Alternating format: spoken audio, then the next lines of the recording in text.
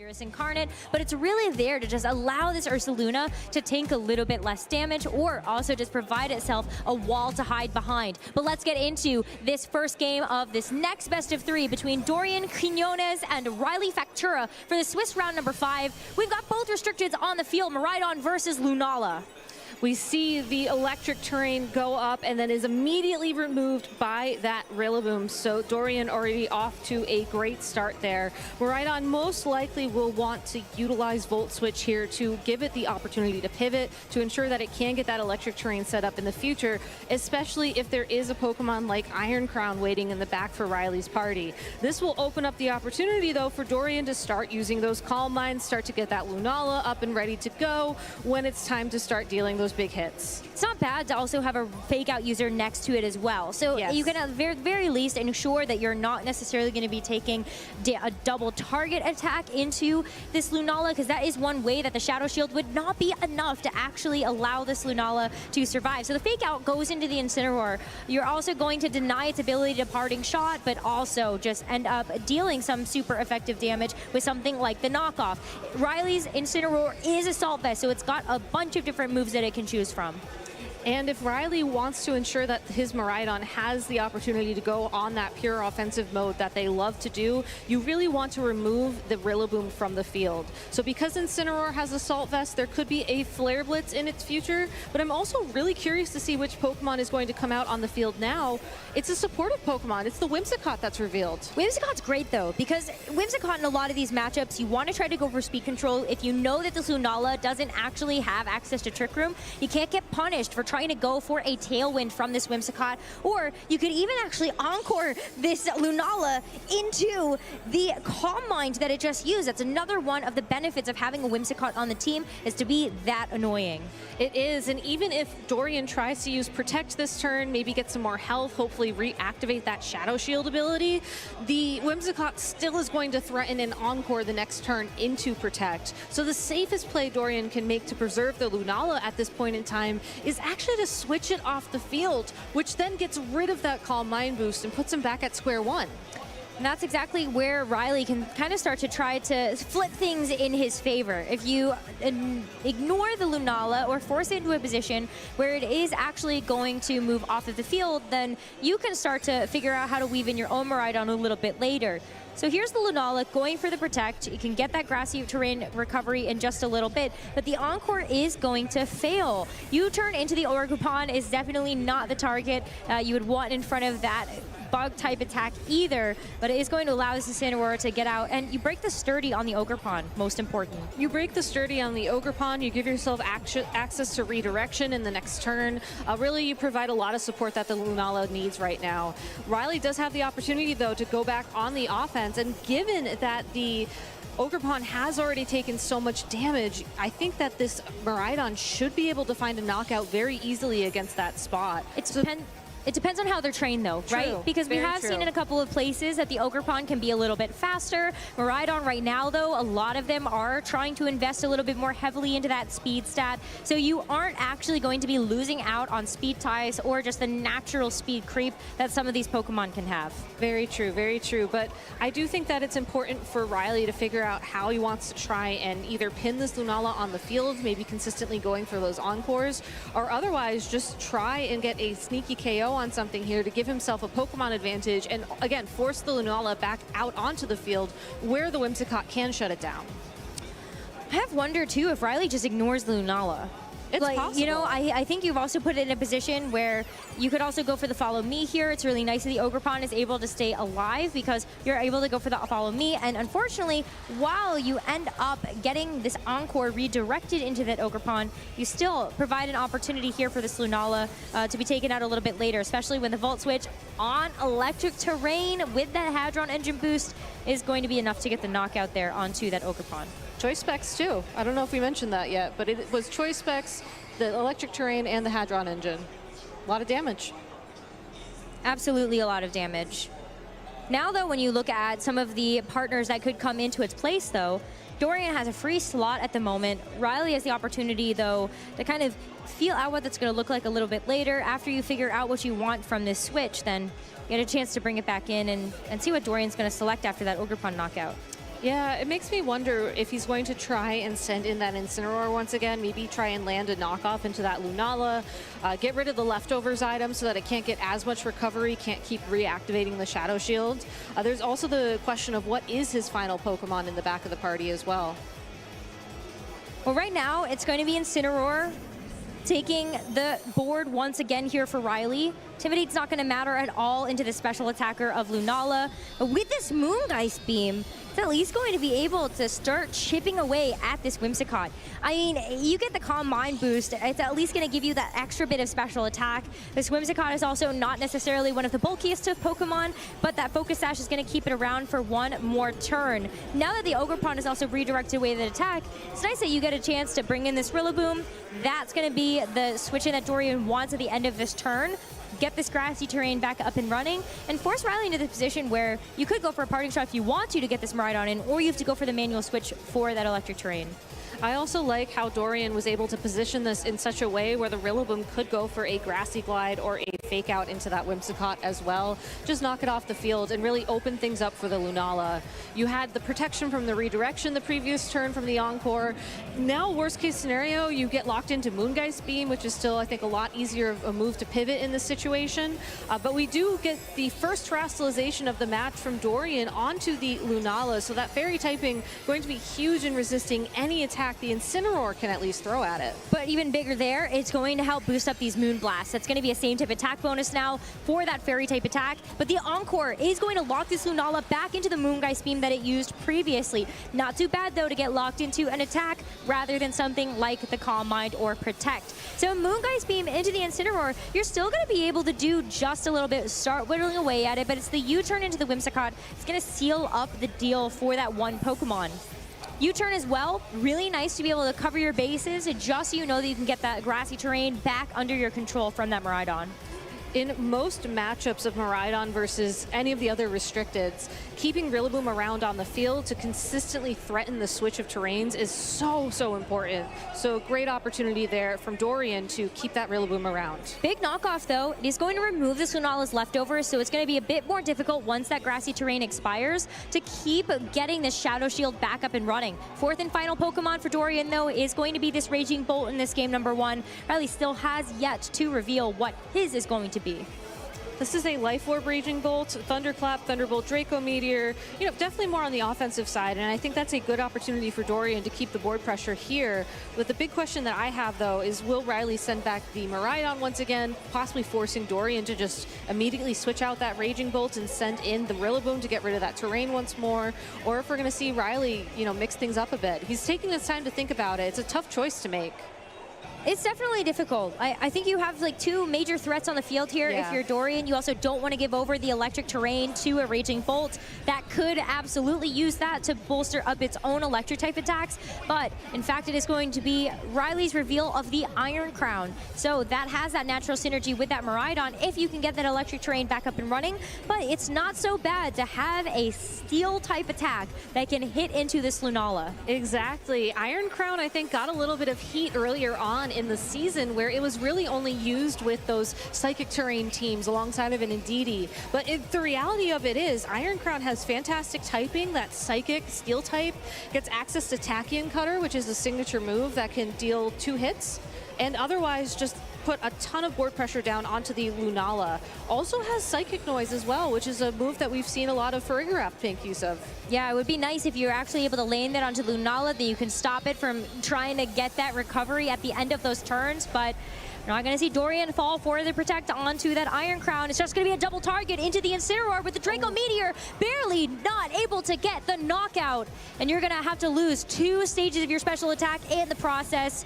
U-turn, chipping away ever so slightly at that Lunala's health pool. All you need is 1 HP of damage in order to break the Shadow Shield. So unfortunately, the Lunala will have to live with that little bit of chip damage as Miraidon will come back out onto the field. And I'm very curious to see here what we're going to see activate with the Quark Drive and what stat the Iron Crown's going to boost. A lot of Iron Crowns, they either go for speed or they go for that special attack. In this case, Riley's is going to get a special attack boost thanks to that Quark Drive, and that'll be really nice. I mean, you have a lot of options here just to make sure that you're able to put down that damage, even if you wanted to. We actually could see a Terra. This Iron Crown is Terra Ground. It could go for a Terra Ground Terra Blast into that Raging Bolt if you really don't want to try to play your odds there. Riley, of course, has a Dragon Pulse instead, so you can still do some super effective damage, but Dorian doesn't want to catch any of that smoke. He's going to remove this Raging Bolt in favor of the Rillaboom to take that Hadron Engine away. What a tough decision to make here, though, because at the end of the day, while you do want to remove the electric terrain from the field, you also want to make sure that the Lunala is going to be able to find some damage here. And unfortunately, we'll be taking damage from this Volt Switch and potentially an attack from the Iron Crown as well. Whereas Riley, free to just send in that Miraidon once again at the end of the turn to get that terrain back.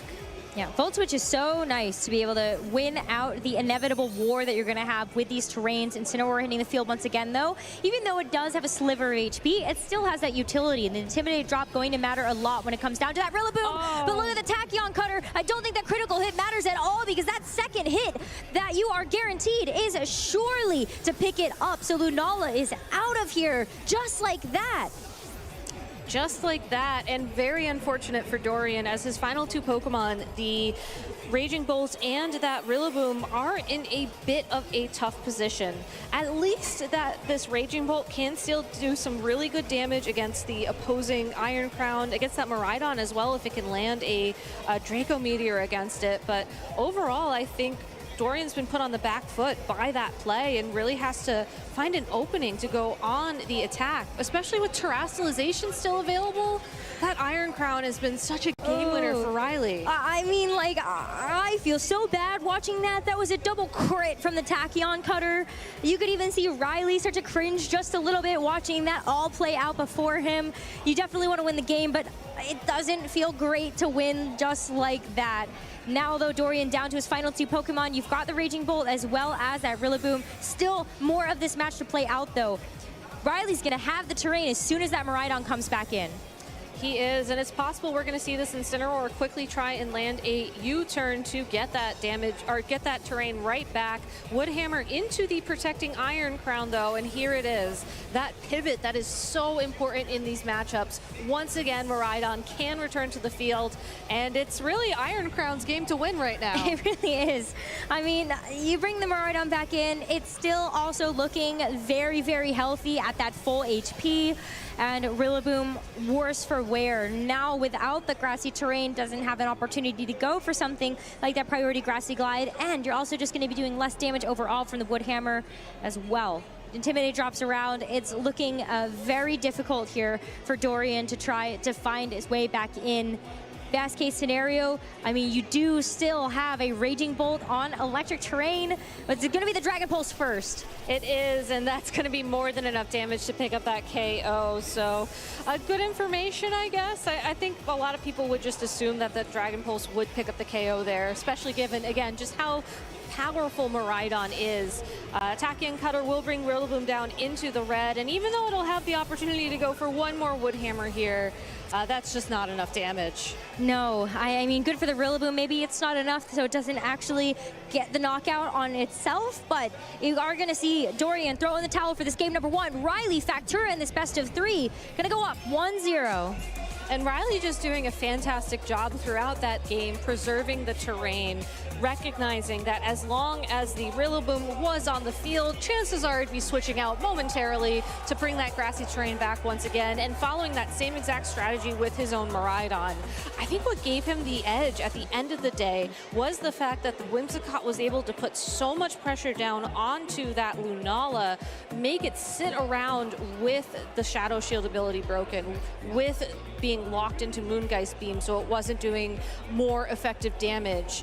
And then following that up with the Iron Crown going for the super effective damage after he had terastallized into the Fairy type. Riley just had some really great board position to open up those opportunities for himself. Well, one of the keys to success with Miraidon is just wanting to get as much damage down as possible. It's all about the damage trades. Are you comfortable being able to make sure that you are just kind of chipping away consistently at what your opponent has? And can you actually leave some of these bigger threats on the board? Yes, the Whimsicott absolutely helps to keep that Lunala in check, but I'm just looking at the fact that Riley has two very powerful forms of offense on his team, and that Miraidon and that Iron Crown. You didn't even need to have either of the abilities activated to feel like they were able to actually put in the work. Yeah, I mean, look at this. The double crit, like, I lives rent-free in my head at this point. It certainly was a lot of damage, and something that I would love to see what Dorian's thinking when it comes to this game number 2 and how he can better answer the threat. The combination of the Miraidon and that Iron Crown together. I think Incineroar would be an interesting adjustment. You do have knockoff, and that would certainly, you know, deal super effective damage to the Iron Crown. Remove the Expert Belt, which also would boost a little bit of damage there as well from its attacks. But I think more importantly, giving yourself more opportunities to pivot to match the fact that your opponent was pretty aggressively pivoting throughout that game would be really important for Dorian to consider as an adjustment. I loved the OgreCon Cornerstone. I don't know if it necessarily found what it needed to find in that matchup, and while it was great that it did redirect things a couple of times and give the Lunala the opportunity to go on the offense, I think more fake out would just be easier for Dorian to pivot or play in this matchup. I think it's really tough though, because you have a couple of options on Riley's team that are just so good into the Incineroar itself. So we'll have to wait and find out if Dorian wants to try to make that adjustment. For now though, both players very comfortable to just go back to what they ran in that game number 1. And in game number 1, we saw the Rillaboom go for a fake out into the Incineroar with a Calm Mind on that Lunala. I'm very curious if we're going to see Dorian lock into that play again, because it's not necessarily a bad play for him. You get that Calm Mind boost immediately. You ensure that even if you do take a little bit of damage from a Volt Switch from Miraidon on the way out, you're able to get that bulk going, get that damage going, and again, just start yourself off on the right foot. Riley has to pivot this Miraidon here if he wants to keep the terrain, if he wants to ensure that a potential Iron Crown in the back will have those openings. Well, this could be a big play here as we take a look at game number 1. Dorian wants to try to go all out on the offensive, but there's a switch that comes through first. Riley preserving that Miraidon, doesn't even want to try to go for a Volt Switch there. In fact, it's just going to be the Iron Crown that takes its place. Certainly a Pokemon that might be able to take this hit just a little bit better as Dorian gets that Terra Orb ready to go. It's going to be that Lunala once again taking that Terra Fairy. And giving itself a damage boost to the Moonblast right off the bat. I know we saw in game number 1, there was an attempt at landing a Moonblast against one of Riley's Pokemon. Did not make it thanks to the Whimsicott's Encore, but here, now is the opportunity to go for it. Take a look at the Moonblast. I mean, Iron Crown, it's just the typing, right? Yeah. It's going to be so beneficial to make sure you are withstanding that attack, and you now know that you actually just get that Terra out of the way. Rillaboom burned for its troubles as the Flare Blitz is able to hit its target. This is already not off to a great start here with that Rillaboom burned and at such low HP.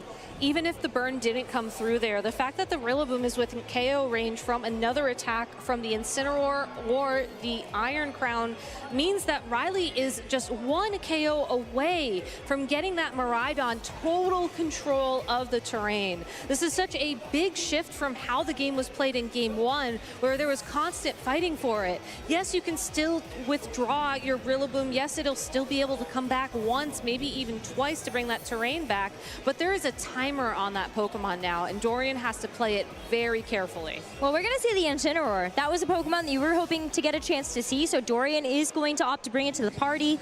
Get the Intimidate drop onto the Incineroar, but not before it says, I am out of here. Miraidon now eager to take that Incineroar's spot, as it's going to help out this Iron Crown immensely. This time around, there is no Calm Mind boost here onto this Lunala. So the first one breaking the Shadow Shield. The second hit is going to take it so low, already down to the red, and with no recovery available outside of just the leftovers.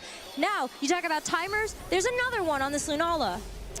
And with the Iron Crown taken out by a Moongeist Beam, I think that's a trade that Riley is very, very happy with.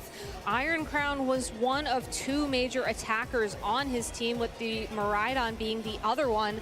It's on the field, it's ready to go, and honestly, if you anticipate your opponent switching in their Rillaboom here to get that terrain back, you can just go for a Dragon Pulse or maybe just another Volt Switch on that Pokemon, do plenty of damage to the Lunala to pick up the KO, or even bring that Incineroar down a little bit, and then bring back that terrain once again. I mean, I don't know if it even matters at this point. Like, Miraidon is naturally faster. Yeah. Whimsicott is also going to help with that if you wanted to lay down a Tailwind.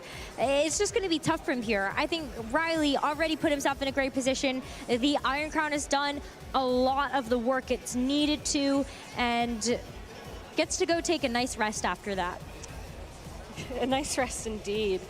Also, I love how the Whimsicott came out on the field here, because like you mentioned, you know, it does provide that Tailwind support, does also have that Encore threat once again. So really just keeping tabs on what Dorian can and cannot accomplish in this matchup. And Whoa. we have a Ghost-type Terastallization on that Whimsicott, not wanting to be flinched by Fake Out. No, I mean, even if you go for the Fake Out, though, you could just try to get some damage down a little bit later. Reminder that Incineroar is a Dark type, so you can't actually use the Prankster abilities into it. The Volt Switch, though, already going to make sure that it's going to be down in the red once again, as Whimsicott, I mean, even just following it up, it's got Moonblast as one of its attacks, so you could just try to get some damage down and take out this Incineroar. Everything is so low already on Dorian's side. It just needs one small hit from something in order to take it out.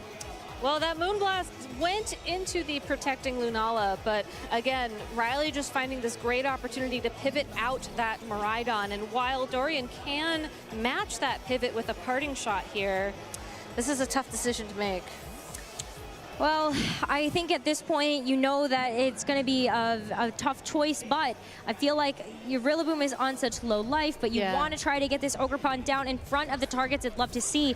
That would be the Incineroar. That's kind of the biggest threat that Ogerpon looks at, is like, I would love to just Ivy Cudgel you. That would be fantastic. And so now you do have the opportunity to do that, or at the very least, you have the opportunity to follow me. That's another piece of this Ogerpon's kit that is so valuable when you are trying to protect something like this Lunala that can be a little bit frail on its own. And I think Follow Me would open up the opportunity as well for this Lunala to either bring that Whimsicott down to its Focus Sash, or otherwise bring that Incineroar within KO range from another attack. If it isn't already in KO range from Ivy Cudgel right now, I think Dorian's making a bit of a risky read here. And I think that's what you have to do when you're on the back foot like this in a game number 2 at the World Championships. You have to hope that you're able to land that attack against the Incineroar, pick up that KO, and force Miraidon back out onto the field before your Rillaboom's time is up.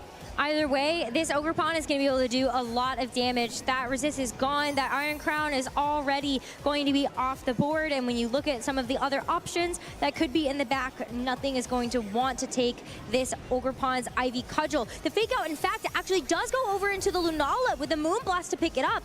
We do see Dorian have to sacrifice his Incineroar for hopefully the greater good, as the Ogerpon does get a chance to land this Ivy Cudgel. It is going to get that knockout onto the Incineroar, and so that is Riley going down to his final 2 Pokemon. The Miraidon now going to be the one that is stuck on the field with no opportunity to change that terrain. There still is a lot of momentum in Riley's favor, though, given how little health Rillaboom has and how much health the Miraidon and Whimsicott have on Riley's side of the field. I think Dorian has bought himself one more turn here to try and find an opening and a way through this matchup. Your Ogerpon is still at full health. It does still have the Sturdy ability active, which means it will take 2 hits to pick up a KO on it here. Whimsicott certainly can break the Sturdy ability, but how much damage is Miraidon going to take this turn? I mean, Ivy Cudgel is so strong, and it also has an increased crit rate. So Dorian right now, he sees the line. He wants to go for the Fake Out. You have Choice Specs on this Miraidon on Riley's side, so there's no way to actually stop this play from coming through. And Ogerpon is still quite fast. So even if you do get taken down to the Sturdy, you've already got the Fake Out, which is like the biggest benefit, and you get the Ivy Cudgel to follow it up. we're going to see this Miraidon take a ton of damage. Here's the fake out first. It's going to stop it in its tracks for now, as the Whimsicott with the Moonblast. I mean, this Ogerpon still gets a chance to attack, and that's also not very much. The Ivy Cudgel to follow that up is going to bring this Miraidon to below half, and that is still significant. If you're able to at least try to get this damage through, then you could be okay. At this point, too, Rillaboom, even though it is burn, it's still providing some value. It is still providing some value here. That flinch was so important. Unfortunately now, though, I think what you would normally like to see is no burn on your Rillaboom so that you can Grassy Glide into that Miraidon for the KO. I think with the burn, that's going to be a tough thing to ask for. It's all down to this Ogerpon at the end of the day. It needs to find a knockout against this Miraidon, and then it needs to keep enough health so it can get 2 hits against the Whimsicott. At this point, I think leave the Whimsicott alone. Like, yes, it's still doing a bunch of damage. It still has its Focus Sash intact, but you're really hoping at this point that Riley is going to make, well, a mistake. I mean, that's exactly what it is, though. I laugh because, like, it is Riley. But here's the Spiky Shield first from the Ogerpon. This Rillaboom just wants to do at least something here. It is going to be the Dragon Pulse into the Spiky Shields here, at least able to try to direct away one of those attacks. But this Whimsicott as well, with a double target into this Ogerpon, leaves this Rillaboom to at least do something. It would have taken resistant damage there from the Grassy Glide, so it's really not that big of a deal here for this Miraidon to shake off. Even with the U-turn, you're still chipping away at it. Being able to bring in this Lunala is not bad, knowing this Ogerpon is still alive to get a Follow Me this next turn. Ogerpon is around for Follow Me, and then you also have the additional fake out pressure as well when Rillaboom returns to the field. And Ogerpon honestly is looking really healthy right now. It's not enough to get Sturdy back by any means, but I think it certainly is enough to potentially take 2 attacks from both this Whimsicott and the Miraidon. And honestly, Whimsicott isn't the best special attacker, and it's possible, given how that Lunala is trained, a single Moonblast would not be enough to pick up the KO there. But we don't see any attempts of redirection. Instead, Rillaboom returning to the field once again. Well, you don't have to. I think you're hoping that the Lunala is tanky enough to be able to deal with this Moonblast, and you can't hit the Dragon Pulse into a Fairy type. So while you do sacrifice your Rillaboom here, you get the opportunity to bring this Ogerpon in later, very, very healthy. As long as you're able to survive this Moonblast, that's going to be the big thing. Deal that damage back there with that Moongeist Beam, and yeah, I mean, Lunala, it does have some very good special defense bulk. It's going to be able to take that very well. Miraidon is out of here, and Dorian still in very good spirits at the end of this game number 2. Yeah, Dorian finding that opening. I think it really was the double target into the Spiky Shield that just gave him this opportunity for Lunala to take the final 2 KOs of this game. I think all he has to do now is just Follow Me and go for another Moongeist Beam, or just go for 2 attacks. Yeah, the 2 attacks here is fine. Yeah. I don't think you need to Follow Me, knowing how much you took from that Moonblast. Just get the double damage down if you really wanted to play it safe. There is that. You have the Focus Sash as well to worry about, but no matter. The Follow Me is also just nice to make sure that you're not going to be taking a little too many funny businesses here. Still an Encore if you really want to think about it, but yeah, Moonblast is perfect. You don't want to get crit, and here you go. Here you go indeed. First hit to bring you down to the Focus Sash.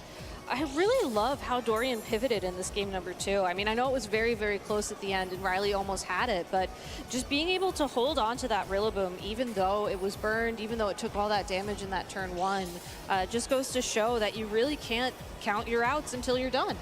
No, I mean, I think Dorian played around that well, though, right? Like, he definitely saw what he needed to do in those games. Yeah. And just being able to get a good chunk of damage down into the Miraidon made it much, much easier to deal with. So, after that game number 2, it's going to be tied up 1 apiece. Wow, you got to keep your head in the game, especially when you have to deal with crits, but I think Dorian played that flawlessly, did a very good job of making sure that he was able to actually get that damage down with the Lunala, and all the other pieces fell into place perfectly. It really did. And again, the adjustments that we saw from both these trainers, I think really were interesting in that game number 2. We saw Dorian bring that Incineroar to the matchup this time around. We saw that Rillaboom really just pivoting, again, very aggressively to match the aggressive pivoting that the Miraidon was doing on the opposing side of the field. That plus an early KO on the Iron Crown really, again, gave Dorian this opportunity to go on the offense. And even seeing the Lunala take the Tachyon Cutter from basically full health was so important, I think, for Dorian for information as we get ready for game 3. Yeah, I mean, the Iron Crown still did like a bunch of damage, right? And had it not been for the leftovers, had it not been for some of that grassy terrain healing, then maybe this Lunala is in a little bit of a better place to just get cleaned up. I also think that Riley at the very end there also had to make a difficult decision. You have the choice specs. What do you actually lock into? Because it doesn't really feel great to have an electric type attack into 2 grass type attackers on the other side. And you also have to figure out how you're going to deal with this Terra Fairy from this Lunala. So a lot to consider heading into this game number 3.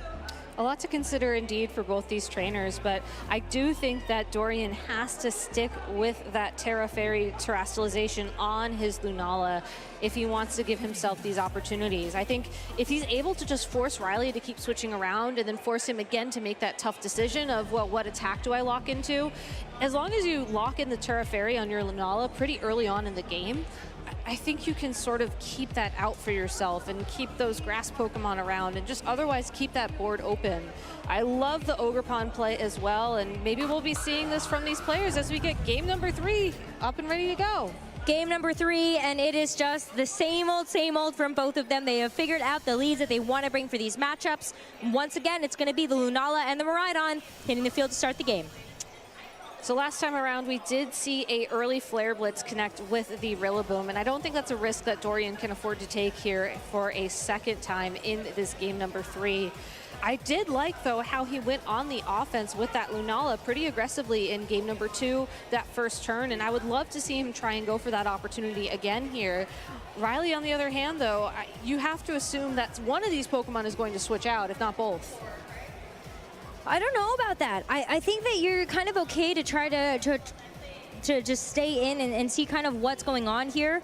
I think if you do allow Dorian to start to set up and stack these Calm Minds, though, it could become problematic, especially when that is going to be increasing not only your special attack, but also that special defense stat. Might not have worked out in that game number 1, but didn't even need him for that game number 2, so we'll see how it goes. Terra Fairy, at the very least, to kick things off, that's going to help with this defensive typing to make sure you're not taking a Dragon Pulse or a super effective knockoff. But it's going to be the Fake Out into the Miraidon. Don't get a chance to see what it does for this turn, but at the very least, you do have the Calm Mind to get those boosts stacked. And at +1 special attack and special defense, this Lunala is ready to go. Knockoff will get rid of the leftovers, but I think grassy terrain will be enough this turn to bring Lunala back up to full health. Oh, just missing it by barely. 1 HP. Yeah, I mean, I think you're still not really threatened, though, right? Yes, the Shadow Shield would be nice to be able to make sure that you can actually hang on to an attack, so you're stalled a little bit. You could go for Protect if you really wanted to, but you're also not threatened by any type of super effective damage or even Hadron Engine at the moment to have to worry about. Incineroar going to manually switch off the field here. You do have the the Iron Crown is going to be coming back into its place, but you saw that crit. I think we all saw that crit, and that was through the special defense boost that this Lunala is going to have the Volt switch. Once again, wreaking havoc onto this Lunala, this poor thing. I feel like the Calm Mind boost almost work against it sometimes. Yeah, it's, you take a turn in order to give yourself that special attack and special defense boost, but it is unfortunate when things just do not come through. Moongeist Beam from this Lunala will target down the Incineroar after it's swapped places on the field, not to do a lot of damage, but Dorian will at least give himself the opportunity to switch his own Rillaboom out and threaten that terrain switch once again. Still pretty healthy, though. I think the Lunala is not necessarily in the worst spot. Yes, you do have to worry about something like the Fake Out, but if you have the Ogerpon instead, then you know that you could also strike back. This is the perfect target that this Ogerpon would like to see with the Incineroar on the other side. And the Iron Crown is also not too worse for wear as well when it's not going to be on that electric terrain. Exactly, and you also still have the opportunity here to protect on that Lunala, as there is no Whimsicott Encore threatening to punish that play. So if Dorian wanted to here, he could just protect and Spiky Shield, just see what Riley is thinking about, and then go ahead and respond to that in the next coming turn. Well, it's not going to be the Spiky Shield, but we are going to see the Protect from the Lunala. Definitely one way that you can just kind of start to play it safe, but you have to figure out maybe this Ogerpon is not actually going to be able to see the light of day. You want to keep that sturdy intact as well. That is something you have to think about. And if we do see a Fake Out from this Incineroar, that is one way that you immediately lose that. So Ogerpon's just going to manually switch out here. The Incineroar now going to be the fourth and final reveal for Dorian in this game number 3. Incineroar nicely able to kind of keep its opposition in check. Yeah, this is the exact position that this Incineroar was looking for. Of course, there will be more revolving Pokemon around the field right now as Miraidon will come back out onto the field. But still, being able to continue that fake-out pressure on Dorian's side of the field for yet another turn is really important for his strategy right now. Quartz Drive activating again, this Iron Crown getting that special attack boost. But with this Protect, you would have liked to be able to see an exposed Lunala for something like this Tachyon Cutter, but the Protect is going to keep it healthy and safe for just this upcoming turn. And with this Incineroar on the field, you are kind of threatening on the opposition. You have to worry about the Miraidon. You gotta have to shut off this electric terrain. It's nice that you're able to do that twice for the Quark Drive and the Miraidon, but this poor Lunala, gotta preserve it for later. You do. I wonder, though, if we'll see Riley actually go for a Terrestrialization on the Iron Crown this turn. Go for Terra Ground, go for Terra Blast into the Incineroar. You do still have to worry a bit about the potential of Rillaboom coming back out onto the field, but it does seem like Iron Crown would be a very tempting target for Terrestrialization. It does appear that way, but it is going to be the Rillaboom that comes back out, so I think it's a tough call. Like, if you want to actually invest the Terrestrialization right now, it does mean that you don't actually have it for later. But here's the Rillaboom at the very least to shut off this terrain. There is no Terrestrialization. It's just going to be the Electro Drift into that slot. Rillaboom has an Assault Vest to keep it nice and safe, as the Tachyon Cutter is going to be the follow-up too. So Rillaboom actually does take about half damage from both of those attacks doubled up into it, but leaves this Incineroar to just go for the parting shot. It is by far the biggest threat right now, that Iron Crown, knowing that it's got that Expert Belt Tachyon Cutter for that Terra Fairy Lunala. It is the biggest threat right now, and I think that the parting shot as well covers if there was a switch in that spot, or otherwise if the Iron Crown decided to go on the offense against the Incineroar in particular. So a very safe play from Dorian there. And again, we're going to keep seeing this revolving door of Pokemon play out in game number 3 as both these trainers are vying for the terrain advantage. Unfortunately for this Lunala, it really still needs the support of its partner Pokemon to try and find an opening here, as the Iron Crown can very easily target it down. But it isn't just about the terrain control at this point. It's also about making sure that you can actually start to get damage.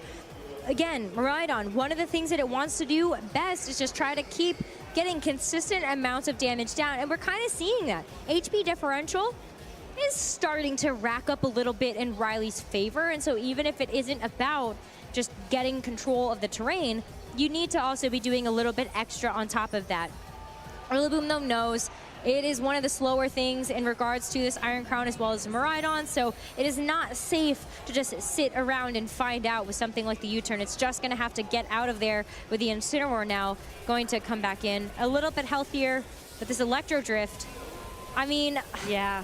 It's too, that's even without electric terrain at this point. That's just Electro Drift and how powerful of a base power it has. Yeah, Dorian put on the back foot there, and I think what we'll see, most likely that was a double target into that Lunala to just try and ensure it was removed from the field, regardless of if there was a switch or like we saw the Electro Drift just connecting outright.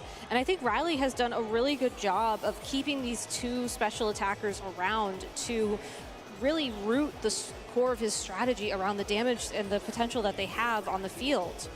I really love how he's just been unafraid to leave the Miraidon on the field, like you were just saying, to be dealing that consistent amount of damage and not fight for the terrain as much, using the knowledge he's gained over the past 2 games to realize, yes, this is great, but at the same time, I don't necessarily need this, especially if I'm able to guarantee a KO on the opposing restricted this turn or the next. I mean, it's still a Miraidon. It's still like, a Miraidon, like, yes, exactly. It's so fun to focus on all of the different attack modifiers it can have with this choice specs, with its ability, with just the same type of attack bonus that it's getting from a lot of these attacks. But yeah, at the end of the day, it is still a Miraidon. It is still naturally is a very high special attack stat. Now heading into this next turn, though, Dorian is trying to figure out, how do I get around this Iron Crown or this Miraidon at the moment? There's no call into this Protect. It's just Electro Drift after Electro Drift. Even the Incineroar is going to take a humongous amount of damage from that. With the Tachyon Cutter going into the Ogerpon instead, it does give a little bit of breathing room here for Dorian to try to get something done with this Incineroar. Parting Shot to continue to lower the special attack of this Iron Crown. At least get this Incineroar out of here, but the damage has kind of been done. At this point, Riley can sit there with one of the fastest Pokemon on the field with this Miraidon and keep just hammering away with these Electro Drifts. Yeah, when we were talking about game number 2 earlier, the Miraidon really forced itself to lock into the Dragon Breath or Dragon Pulse just because it didn't want to be dealing resisted damage against these grass type Pokemon. But now we're in that same exact board state, and we've seen just how little that ended up mattering overall, and that you're almost better going for the Electro Drift, knowing just how many boosts that the Miraidon has on its side so that the damage still will equal out. But calling back to that game number 2, we're in a pretty different situation now where Riley actually does have more Pokemon in the back. That too. So while we do end up seeing Dorian try to hover over this similar play, Miraidon is not going to be the target of it this time around because it has an opportunity to switch. So Whimsicott is going to have to be on the receiving end of that, but with this fake out, you may break this Focus Sash, but you still have to deal with this Ivy Cudgel, and Whimsicott is not going to be able to deal with that. But at this point too, I think like it doesn't have a whole lot more to do in this match. You still are trying to figure out, how do I actually get so that the Miraidon is now in and without the threat of something like a fake out? I think the Whimsicott's main goal, honestly, throughout this entire matchup was to be on the field in front of Lunala and was to scare it away from going for those protects, to scare it away for going for those Calm Minds. And now that the Lunala isn't a threat anymore, I think Riley made a very good call there, switching it in, realizing that it was more valuable to get Miraidon off the field and back on the field with the electric terrain, still at full health, mind you, than it would have been to have those tools for Whimsicott. Just correctly recognizing, I have the Pokemon advantage, I have the ability to make this switch. While having Encore is great, that's not the tool I need right now to win. Dorian is on the back foot right now, though, has to make a pivot here. The Incineroar coming back in at such low HP, it is going to tank an attack and sort of sacrifice itself in front of both of these special attackers. Ogerpon going for the spiky shield too. You just want to see if you can get any more damage, eke it out here with this Ogerpon, but the Tachyon Cutter heading into this Incineroar is gonna fall it. Now with this Miraidon, okay, you had the opportunity to switch in something else after this, but this is what you wanted if you're Riley. Rillaboom is stuck on the field now. That is really, really big. Yep. Now you have an opportunity to actually get this Miraidon off, maybe sacrifice your own Incineroar, and what better way to get this Incineroar in here than from front of 2 physical attackers? Yeah, honestly, even if you do just switch in the Incineroar in this position, you could also use the Incineroar as part of your game-winning play to pick up that KO on the Rillaboom. We saw how much Flare Blitz did to it already. That is more than enough to pick up the KO unintimidated onto that Pokemon. So again, Riley just making sure that he has the tools that he needs to continue to play through his win conditions. Here's the switch though, right? Incineroar still in the back means that it can help out its pal Miraidon by taking its place to tank these 2 attacks coming back in. Another Intimidate drop as well onto both their Rillaboom, and the Ogerpon is gonna make this Miraidon stay around the field even longer, as the Ivy Cudgel down into this Incineroar isn't actually even enough to get the knockout now because of all of those Intimidate drops stacking up. So while the Incineroar gets to stick around on the field too, this Iron Crown gets a chance to finally finish the job. The Ogerpon is all knocked out, and Rillaboom by itself here. Dorian has put up a great fight, but with just the Rillaboom left, this is a lot of health to have to get through. Riley Factura showing us that Iron Crown wasn't necessarily destined for the psychic terrain domination, and that it works perfectly fine in other terrains. Will not be the Pokemon to deal the final bit of damage to that Rillaboom, as the Miraidon will take to the field once again, bringing back that electric terrain, ensuring that Rillaboom can't do any grassy glide shenanigans for the remainder of this match. But overall, what an incredibly well-played set from Riley. Got a little bit of luck there with some of those crits and everything, but overall just maintaining a fantastic board position all the way up until this end game. Yeah, I mean, even just still having the Iron Crown left, it's going to end up getting the receiving end of this grass type attack, but that's even if this Rillaboom actually gets a chance to move, because it's the Dragon Pulse that it's locked into for its final move of choice. Riley, with that knockout, is going to move on from this set. Continued undefeated, 5-0 after that 2-1 victory. You know, Riley is playing so cool right now. I almost feel like we're back at a regional championship. He is just on his game. I mean, even that final switch, you send in that Iron Crown, it's at full health. You don't have to worry about it taking big damage from any of the Pokemon on the field. And absolute worst case scenario, you're also giving yourself another Fake Out and another Intimidate to connect with that Rillaboom. Just really locking in that.